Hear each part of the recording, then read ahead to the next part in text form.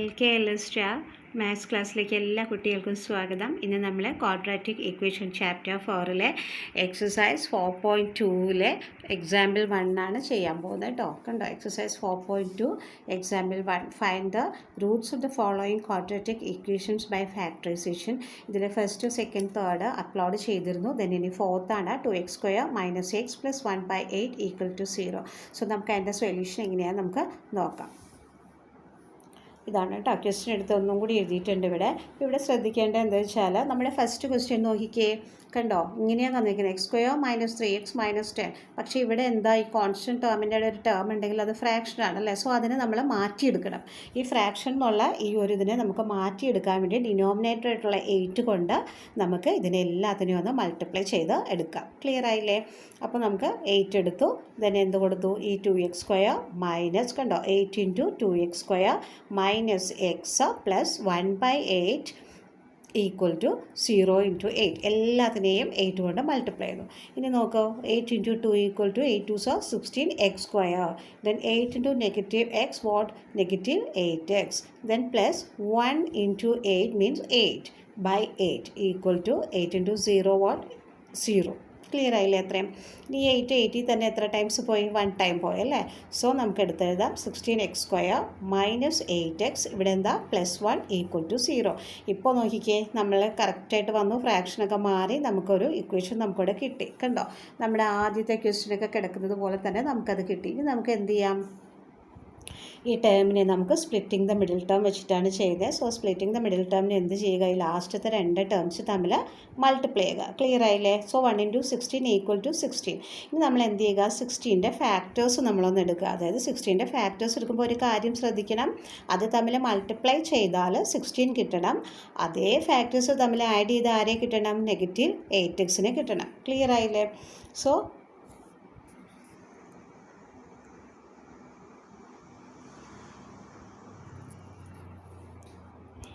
നമുക്കിവിടെ നോക്കട്ടോ. അപ്പോൾ എന്താ പറയുക, 4 × 4 = 16. നമുക്കൊരു കാര്യം ചെയ്യാം, അത് തമ്മിൽ ആഡ് ചെയ്ത 8 കിട്ടോ? കണ്ടോ, കിട്ടി. 4 + 1.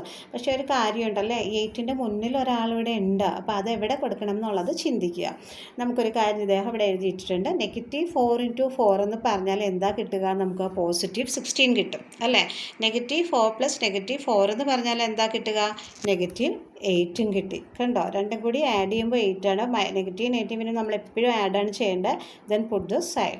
ഇനി എന്താ, ഇവിടെ നമുക്ക് 8x എന്നുള്ളത് കൊണ്ട് ഇതിൻ്റെ കൂടെ -4x + -4x = 8x ആയിട്ട് ഇടാം. ക്ലിയർ ആയില്ലേ?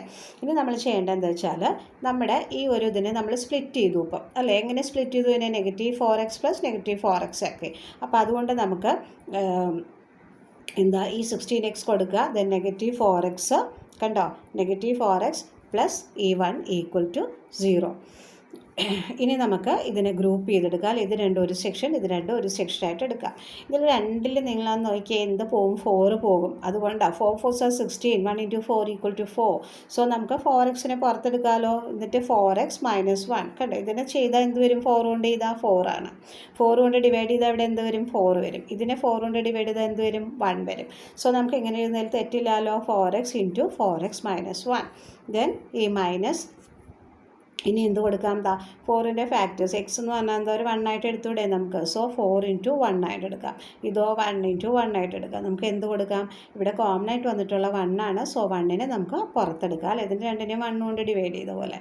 സോ 1 × 4x, ഈ 4x തന്നെ കിട്ടുന്നില്ലേ. ഇനി നോക്കൂ, -1 × -1 എന്ന് പറയുമ്പോൾ ആര് വരും, +1 കിട്ടും. അപ്പം നമ്മുടെ ഇത്രയും കറക്റ്റാണ്. കണ്ടോ, ഇനി ഒരു കാര്യം ശ്രദ്ധിക്കേണ്ട, എപ്പോഴും ഈ ബ്രാക്കറ്റുകളിൽ വരുന്ന എന്തായിരിക്കും, നമ്മൾ ഗ്രൂപ്പ് ചെയ്ത് ഇതിനെ സോൾവ് ചെയ്ത് എഴുതുമ്പോൾ നമുക്കിവിടെ രണ്ടിടം സെയിം ആയിരിക്കും കിട്ടുക. ക്ലിയർ?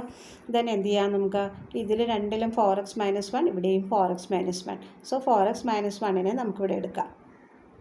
ഇനി ബാക്കി ആരാ ഉള്ളത്, ഈ 4x - 1 ആണ്. ബ്രാക്കറ്റിൻ്റെ പുറത്തുള്ള 4x - 1നെ ഇപ്പോൾ എടുത്ത് =0. ക്ലിയർ ആയില്ലേ? Then 4x - 1 = 0. ഇതിന് രണ്ടിനെയും സെപ്പറേറ്റ് എടുക്കുക കേട്ടോ. സോ 4x - 1 = ഈ 0 കൊടുത്തു. ഇനി 4x = 0, ഇതിപ്പോഴേക്ക് നമ്മൾ ആരായി, +1 ആയി. 4x = 1.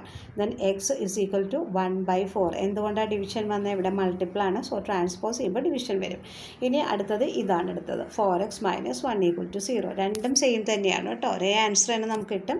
So 4x minus 1 equal to 0, 4x is equal to 0 plus 1, 4x is equal to 1, X is equal to 1 by, ഇത് മൾട്ടിപ്പിൾ ആണ്, സോ ട്രാൻസ്പോസ് ചെയ്യുമ്പോൾ ഡിവിഷനാണ്. മനസ്സിലായല്ലോ? Thank U.